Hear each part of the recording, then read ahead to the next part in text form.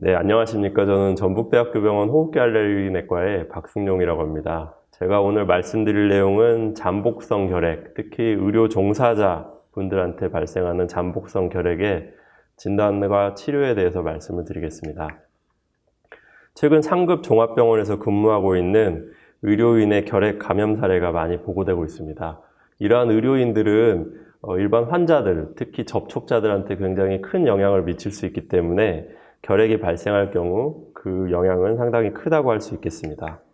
실제로 최근 보고에 따르면 질병관리본부에서 발행한 자료를 보면 의료인에서 신규 결핵 환자 그리고 감염 환자는 계속 증가하는 것을 알 수가 있고, 집단 발병하는 역학조사 결과를 보더라도 의료기관이 상당한 부분을 차지하는 것을 알 수 있습니다. 그래서 많은 분들이 의아해하시는데 우리나라의 결핵 환자들이 그렇게 많나요? 이렇게 물어보시는데요. 실제로 연도에 따라서 보면 2000년대에 들면서 결핵 환자가 많이 감소하긴 했지만 그 이후에 100명대에서 더 감소하고 있지를 않습니다. 그래서 이러한 그 정체되어 있는 결핵 유병률이나 결핵 발생률을 우리가 이제 감소시키기 위해서 보건복지부나 질병관리본부에서는 오늘 말씀드리는 잠복 결핵의 진단과 치료에 관심을 가지고 사업을 시작하게 되었습니다. OECD에서 우리나라가 1등하는 게 많지 않은데요. 이 결핵은 그냥 따라올 수 없을 정도로 1위입니다. 결핵 발병자 수, 결핵 사망자 수 모두 1등을 하고 있고요. 우리가 무시하는 중국이나 북한과도 별 차이가 나질 않습니다. 결핵 발병률에서도 상당히 높은 비율을 차지하고 있고요. 그림에서 보시면 색깔이 진할수록 결핵 발생률이 높은 건데 우리나라는 유럽이나 서방 국가에 비해서 상당히 높은 결핵 발병률을 보이고 있습니다. 또한 더 중요한 것은 이제 결핵 중에 다제내성 결핵이 있는데 약제 잘 듣지 않는 그런 결핵이죠. 근데 이런 결핵 역시 다른 선진국에 비해서 상당히 높은 비율을 나타내고 있는 것을 확인할 수 있습니다. 마찬가지 결과로 OECD에서 결핵 발생률, 유병률, 사망률 모두 1등을 하고 있습니다. 이러한 그 결핵 발생률을 이렇게 연령별로 살펴봤더니 나이가 증가함에 따라서 남성, 여성 모두 결핵의 발생률이 증가하는 것을 확인할 수 있는데, 특징적으로 나이가 20대 환자에서 남녀 모두, 특히 여자에서 결핵 발생률이 한번 피크를 치는 것을 확인할 수 있습니다. 일반적으로 이제 집단 생활을 그 시기에 하기도 하고, 또 다이어트나 여러 가지 사회적인 요인 때문에 면역력이 떨어져서 이때 그 결핵이 일시적으로 피크를 이루지 않나 예상을 하고 있습니다. 지금까지 제가 우리나라의 결핵이 상당히 많고, 최근에도 상당히 많이 발생하고 있고 많은 사망자를 나타내고 있다는 내용에 대해서 말씀을 드렸고요. 그럼 이제 본격적으로 잠복 결핵, 결핵에 대해서 좀 말씀을 드려보겠습니다. 결핵이라고 하는 거는 다들 아시는 것처럼 마이코박테리움 튜버클로시스라고 하는 결핵균에 의해서 우리 몸에 감염을 일으키는 그런 질환을 결핵이라고 얘기를 합니다. 대부분 결핵하면 폐결핵을 생각을 하시는데 그 이유가 85%의 환자가 결핵의 경우에 걸린 경우에 폐에 나타나기 때문에 그렇습니다. 이 폐 이외에도 여러 가지 우리 몸의 장기에 결핵이 나타날 수 있습니다. 예를 들어서 림프절 결핵이라든지 소화기에, 그러니까 장 결핵이라든지 아니면 비뇨기 결핵이나 그리고 굉장히 예후가 안 좋은 중추신경계, 뇌 쪽에도 결핵이 발생할 수 있습니다. 이런 것들을 모아서 우리가 폐외에 생겼다 해서 폐외 결핵이라고 얘기를 하고 약 15%가 이거에 해당이 됩니다. 그러면 결핵과 오늘 말씀드릴 잠복 결핵은 어떻게 다른 걸까요?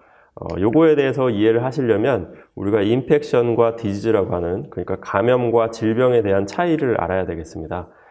결핵균에 감염이 되었다고 하는 인펙션이라고 하는 거는 우리 몸에 그냥 결핵균이 묻어 있거나 우리 몸 안에 들어와서 결핵균이 있는 상태를 감염이라고 얘기를 하고요. 디지즈라고 하는 질병은 이 결핵균이 우리 몸 안에 들어와서 염증을 일으키는 상태를 말합니다. 그래서 염증을 일으켰기 때문에 실제로 폐결핵이라든지 아까 말씀드린 폐외 결핵, 그런 걸 나타내는 거를 이제 우리가 질병, 디지즈라고 하고요. 오늘 말씀드릴 잠복 결핵이라고 하는 거는 이런 병을 일으킨 상태는 아니고 이 균이 몸 안에 들어와서 있는, 가만히 활동을 하지 않고 있는 상태를 잠복결핵이라고 얘기를 합니다. 그러면 왜 이런 잠복결핵을 치료를 해야 될까요? 연구 결과를 봤더니 그런 잠복결핵이 있는 환자 100%로 봤을 때 약 10%, 그러니까 100명에서 한 10명 정도는 우리가 임종시까지 그 사이에 결핵이 발생하는 것을 확인할 수 있습니다. 그래서 100명 중에 10명은 잠복결핵 환자 중에 결핵이 생길 수 있겠습니다. 그래서 그러면 이런 결핵이 생길 가능성이 높은 사람들한테는 우리가 진단도 하고 필요하다면 치료를 해야 되겠죠. 그래서 오늘 말씀드릴 내용이 이 잠복결핵에 대해서 어떻게 진단을 하고 어떤 환자들에 대해서 치료를 해야 되는지, 특히 의료 종사자 중에서 어떤 사람들이 해야 되는지에 대해서 좀 더 자세히 말씀을 드리겠습니다. 그러면 이런 결핵 접촉자, 잠복결핵은 어떠한 검사를 통해서 우리가 확인할 수 있을까요? 잠복결핵을 진단하는 방법은 크게 두 가지가 있습니다. 하나는 투버클린 검사라고 하는 우리가 PPD 스킨 테스트라고 하는 검사가 있고요. 인터페론 감마 분비 검사라고 하는 혈액으로 하는 검사가 있습니다. 투버클린 검사라고 하는 거는 상완 부위에 우리가 이제 PPD라고 하는 시약을 넣어가지고 이틀 이후에 판정해서 이것이 부어오르는 높이를 계산해서 양성인지 음성인지를 판단하는 검사고, 인터페론 감마 분비 검사 같은 경우는 혈액을 채취해서 우리가 결핵균에 감작이 됐는지 안 됐는지, 잠복결핵 상태인지 아닌지를 확인하는 검사가 되겠습니다. 하지만 이 두 가지 검사 중에 어떤 검사가 더 좋다라고 아직 밝혀지지는 않았습니다. 두 가지 검사 모두 시행해 볼 수 있겠습니다. 투베르클린 검사라고 하는 거는 아까 말씀드린 대로 상완 부위에 시약을 넣고 2, 3일 뒤에 그 시약으로 인해서 발생한 지연 반응으로 인해서 생긴 이렇게 볼록 올라온 부분에 직경을 해가지고 1cm 이상이면 양성이다, 그 이하면 음성이다라고 하는 판단하는 그런 검사가 되겠고요. 단점으로는 우리가 하는 불주사라고 하죠. BCG 접종이나 또 최근에 많이 발생하고 있는 NTM, 비결핵성 항상균 폐질환 때도 양성을 보일 수 있다라고 하는 단점이 있고, 또 앞서 말씀드린 것처럼 검사가 양성이냐 음성이냐를 확인하기 위해서 48시간 이후에 병원에 한 번 더 내원해야 된다는 단점이 있겠습니다. 이에 반해 인터페론 감마 분비 검사는 혈액을 한 번 채취해가지고 양성인지 음성인지를 확인하는 거고요. 원리를 간단히 설명을 드리자면 우리 몸 안에는 면역 반응이라고 하는 게 있는데, 결핵균이 들어오면 이 면역 세포들이 결핵균이 들어왔었는지 아닌지를 기억을 하고 있게 됩니다. 그래서 혈액을 채취해서 그러한 다시 결핵균과 유사한 물질에 노출을 시켰을 때 기억하고 있는지 아닌지를 판단하는 건데, 기억을 하고 있다라고 하면 인터페론 감마라고 하는 물질이 증가를 하고, 내 몸 안에 들어온 적이 없다라고 하면 이 인터페론 감마 검사가 분비가 되지 않습니다. 그러므로 인해서 검사 결과가 양성이냐 음성이냐가 나타나는 거고요. 인터페론 감마 분비 검사도 단점이 있습니다. 일부 비결핵성 항상균 폐질환 때도 양성을 보일 수 있고, 17세 이하의 소아에서는 아직 유효성이 판정이 되지 않았습니다. 또한 HIV나 에이즈 같은 면역력이 떨어져 있는 환자에서는 사용할 수 없다라고 하는 단점이 있고, 임산부에서도 마찬가지로 사용할 수 없다는 단점이 있습니다. 그리고 또 한 가지 단점은 가격이 상당히 비쌉니다. 고가여서 모든 환자들한테 널리 사용하기가 좀 힘들다는 그런 단점이 있습니다. 검사 결과의 해석 같은 경우는 굉장히 간단합니다. 양성이냐 음성이냐 이렇게 나오기 때문에 우리가 양성이라고 하면 잠복결핵이다, 음성이라고 하면 잠복결핵이 아니구나, 이렇게 판단을 하시면 되겠습니다. 하지만 앞서 말씀드린 결핵과 잠복결핵이 있다고 말씀을 드렸는데요. 이 말씀드린 투버클린 검사와 인터페론 감마 분비 검사 같은 경우는 이게 양성이라고 해서 결핵인지 아닌지를 판단하지는 않습니다. 내 몸에 결핵균이 들어온 적이 있는지 없는지, 그러니까 잠복결핵이 있는지 없는지는 판단할 수 있지만 내가 지금 현재 결핵인지 아닌지를 판단할 수는 없습니다. 그래서 이게 양성이라고 해서 내가 결핵이다 이렇게 판단하실 필요는 없겠습니다. 그래서 실제로 이제 우리가 질병관리본부에서 우리 결핵 노출자를 어떻게 검진하는지를 살펴보시면, 일단 노출자가 오게 되면 엑스레이 사진을 찍어서요, 만약에 엑스레이에서 결핵이 의심이 된다 그러면 바로 결핵인지 아닌지 평가를 하게 되어 있고요. 만약에 결핵이 아니고 엑스레이가 정상이다 그러면 PPD 스킨 테스트를 하든지 아니면 인터페론 감마 분비 검사를 해서 양성인지 음성인지를 판단해서 잠복결핵인지 아닌지를 판단하게 됩니다. 그러면 어떤 사람을 잠복결핵을 치료를 해야 될까요? 어떤 사람을 또 진단을 해야 될까요? 이거에 대해서 말씀을 드리겠습니다. 일단 어떤 사람을 먼저 치료하는지에 대해서 말씀을 드리겠습니다. 슬라이드에 보이는 것처럼 전염성 결핵 환자의 접촉자 검진 대상자가 아닌 경우와 검진 대상자인 경우를 나눠서 우리가 살펴볼 수 있습니다. 검진 대상자가 아닌데도 불구하고 이 잠복결핵이 양성으로 나온 경우에 어떤 환자들한테 치료를 해야 하냐면 HIV 감염이 있거나 면역 억제제를 복용이거나 복용 예정인 사람이거나 그 다음에 류마티스 관절염이 있어서 TNF 기량제라고 하는 류마티스 관절염이 있을 때 맞는 주사가 있습니다. 그 주사를 치료하거나 또는 사용 예정이 되어 있는 사람한테는 치료를 하도록 되어 있고요. 흉부 엑서선상 과거 결핵 치료력이 없는데도 자연 치유된 결핵 병변이 있는 경우에는 치료를 권장하고 있습니다. 또 모든 연령에서 최근 2년 내에 이 잠복결핵에 감염이 확인된 경우에는 치료를 또한 권장을 하고 있습니다. 이러한 이유는 최근 2년 내에 감염이 된 경우에는 결핵이 발생할 가능성이 높기 때문에 그렇습니다. 지금까지는 접촉자 검진 대상자가 아닌 경우, 그러니까 내 주변에 결핵이 발생해가지고 이 검진을 받지 않은 사람인데도 불구하고 잠복결핵, 레이턴트 TB인 경우에 어떤 사람한테 치료를 해야 되는지에 대해 말씀을 드렸고요. 지금 말씀드릴 내용은 이제 제 주변에 결핵 환자가 발생이 돼서 내가 접촉자가 됐다. 그래서 이런 접촉자 검진 대상자인데 이 사람들 중에서 어떤 사람들을 치료를 해야 되냐라고 하는 건데요. 당연히 앞서 말씀드린 HIV 감염자도 해당이 되고요. 그리고 면역 억제제 복용 중이거나 복용 예정인 사람, 그리고 류마티스 관절염 치료 약제인 TNF 기량제 사용자 또는 사용 예정자가 있고요. 그 다음 앞서 내용과 좀 다른 부분이 여기 있는데 65세 이상의 성인, 그리고 학교나 군대 요양시설, 교정시설 등 집단 생활시설에서 전염성 결핵 발병이 확인된 경우, 그리고 장기간 스테로이드를 사용하거나 사용 예정인 사람들, 그다음에 만성 신부전, 당뇨, 여러 가지 암이나 규폐증이 있는 환자에서는 치료를 하도록 권고를 하고 있습니다. 치료는 어떤 방법으로 하게 되냐면 크게 4가지 방법이 있는데요. 최근에는 2가지 방법을 많이 이용합니다. 아이소니아지드라고 하는 약과 리팜핀이라고 하는 약이 굉장히 중요한 약인데 이 2가지를 동시 복용하는 경우에는 3개월 요법을 하고요. 아이소니아지드 단독 요법으로 9개월 요법을 많이 시행을 하고 있습니다. 이외에도 리팜핀 4개월 요법과 아이소니아지드 리파펜틴을 이용한 방법을 사용하기도 하는데 특수한 경우에 주로 사용을 하고 앞서 말씀드린 2가지 요법을 많이 시행하고 있습니다. 이런 잠복결핵을 치료하기에 앞서서 우리가 꼭 체크해야 될 부분이 한 부분이 있습니다. 잠복결핵 치료는 말씀드린 것처럼 3개월 치료를 원칙으로 하고 있고 또 9개월 치료를 할 수도 있습니다. 하지만 우리가 실제로 폐결핵 또는 폐외 결핵이 진단이 되면 6개월 이상 치료를 하게 됩니다. 그래서 이렇게 치료 방법이 다르기 때문에 그러니까 잠복결핵인지만을 가지고 잠복결핵 치료를 하다가는 실제로 결핵 환자인데 잠복결핵 치료, 그래서 불충분한 치료를 할 수 있게 됩니다. 연구 결과를 보더라도 그냥 단순한 엑스레이와 PPD 스킨 테스트 또는 인터페론 분비, 감마 분비 검사를 통해서 잠복결핵이라고 생각했던 환자를 대상으로 CT를 체크업을 해봤더니 실제로 폐결핵이 있었던 환자가 상당수가 있었습니다.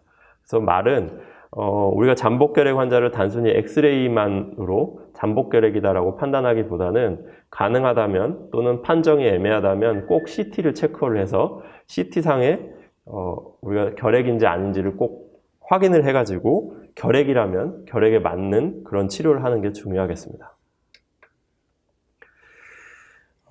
그 다음에 이제 우리가 잠복결핵 검사의 적응증에 대해서 좀 살펴보도록 하겠습니다. 어떤 사람들한테 잠복결핵 감염 검사를 시행을 하게 되냐면 접촉자 이외에 어떤 사람들한테 하게 되냐면 여기 또 슬라이드를 잘 살펴보시면 되는데요.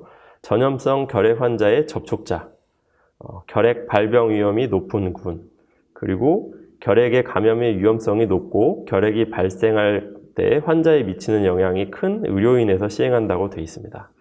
그리고 과거의 활동성 결핵 혹은 잠복성 결핵으로 치료 환자 또는 이미 양성으로 확인된 자에 한해서는 검사가 유용하지 않으므로 이 잠복결핵 검사를 시행하지 않도록 하고 있습니다.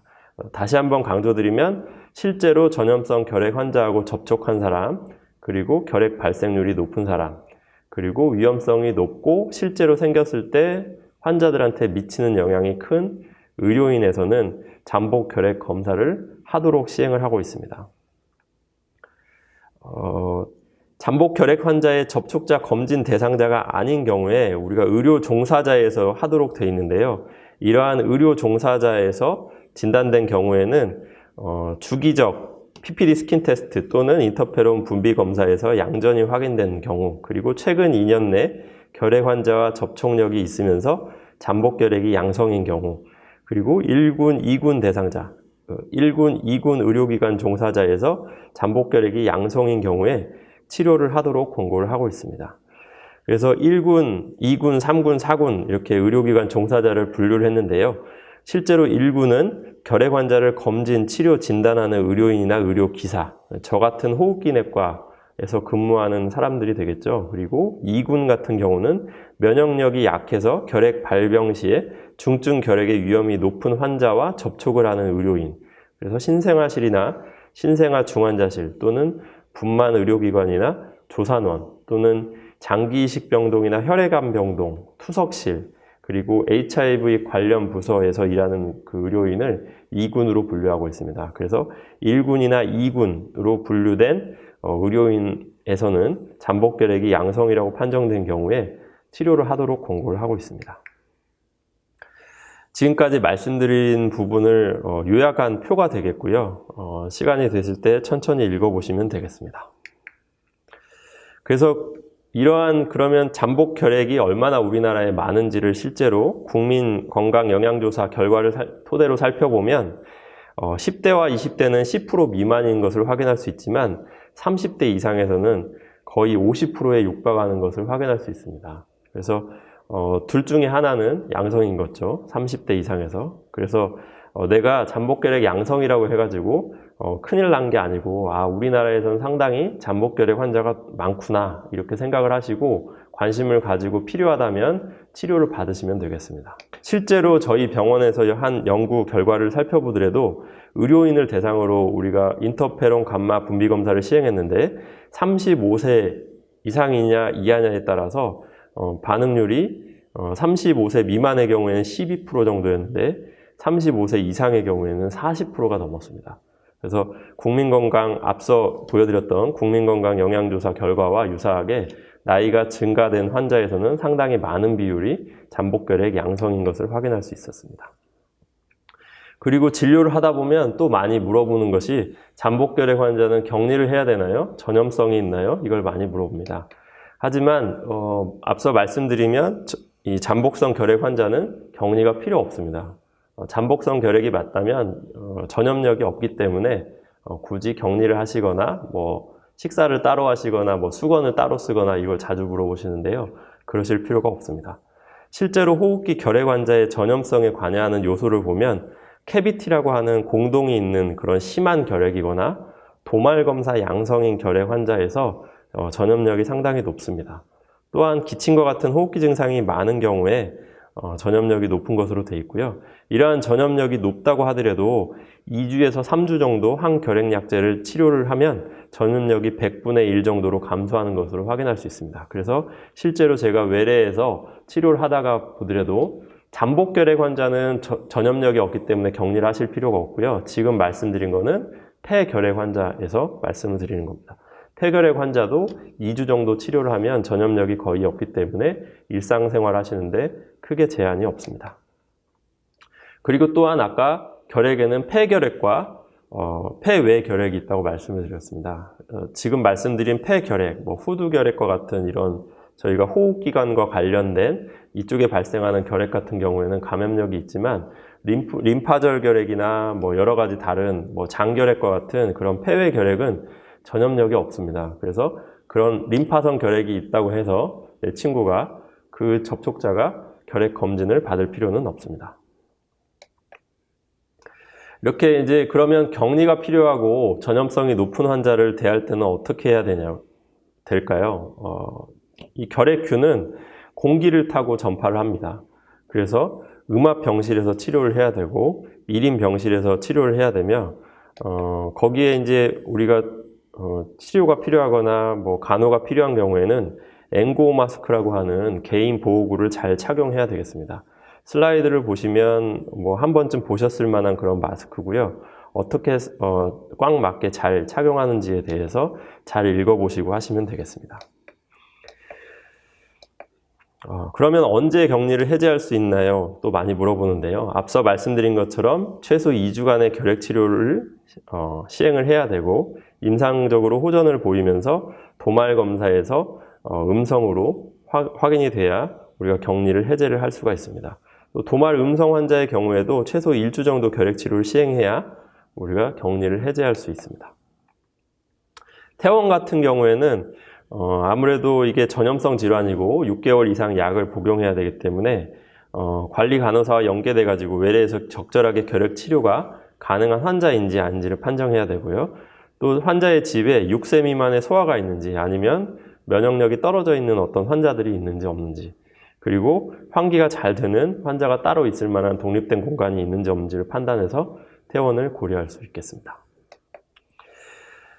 실제로 우리나라에서는 결핵에 대해서는 굉장히 많은 사업을 하고 있습니다. 그래서 실제로 그런 결핵 환자가 발생했을 경우에 그런 접촉자들에 대해서 무료로 검진 사업을 시행을 하고 있습니다. 그래서 보건소나 저희 병원과 같은 또 예수병원, 원광대병원과 같은 우리 도내에 있는 병원에 방문을 하시면 접촉자가 무료로 검진을 받아보실 수 있기 때문에 확인을 해서 꼭 검진을 받아보셨으면 좋겠습니다. 그리고 오늘 제가 말씀드린 내용은 대한결핵 및 호흡기학회에서 발행하는 결핵 진료 지침이라고 하는 책을 참고하였습니다. 이 책은 전부 한글로 되어 있고요. PDF 파일로 인터넷 사이트에서 무료로 확인을 해볼 수 있습니다. 그래서 제가 오늘 말씀드린 내용은 굉장히 요약을 해서 말씀을 드렸기 때문에 들으시다가 궁금하신 부분이 있거나 하면 인터넷으로 저에게 문의를 주셔도 좋고, 아니면 이런 결핵 관리 지침, 진료 지침 책을 참고하시면 그 아마 궁금증이 해결될 수 있을 것이라고 생각이 됩니다. 경청해 주셔서 감사합니다.